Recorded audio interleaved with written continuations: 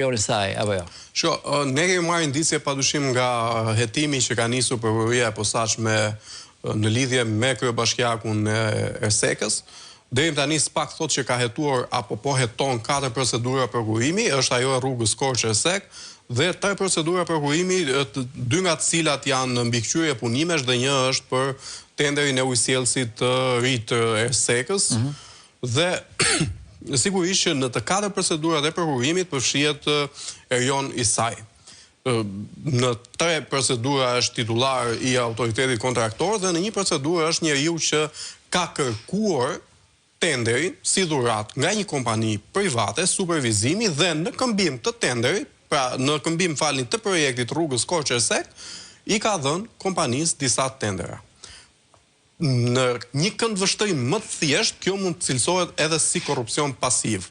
Pra që, si shkruhet vepra penale e korrupsionit, korrupsioni ka të bëjë me dhënje dhe marrje të një produkti. Në rastin konkret, kemi dhënjen e një projekti supozohet falas, por nga ana tjetër, kryetari i Bashkisë së Ersekës ka shpërblyer një autoren apo personazhin që i dhuroi pikërisht këtë projekt, duke i dhënë disa tendera. Do të thotë që i dhuron një projekt. Shtetasen Entela Çano.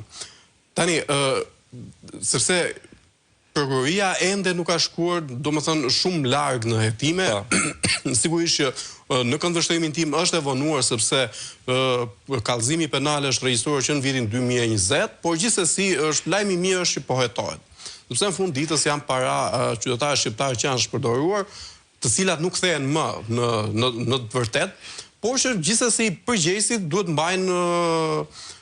dalin para ligjit edhe të mbajnë përgjegjësi për atë që kanë bërë. Tani, rruga Korçë-Ersek, ne të gjithë e dimë se çfarë ka ndodhur, u tenderua nisi në vitin 2013 dhe përfundoi në vitin 2024, një rrugë e cila nisi për të përfunduar me rreth 35 deri në 40 milion euro, por më pas për shkak të devijimit të projektit në vitin 2020, kjo rrugë përfundoi me një kosto totale, sot që flasim, 88 milion euro. Po këtu ka arrëshëja këto rruga, se ka patjetër që ka arrëshëja, por ne do të flasim në emisionin e ardhshëm për këtë temë, prandaj nuk dua që të flas për temën, por dua të flas se çfarë ka ndodhur realisht në bashkinë e Kolonjës, që duket si një bashki periferike.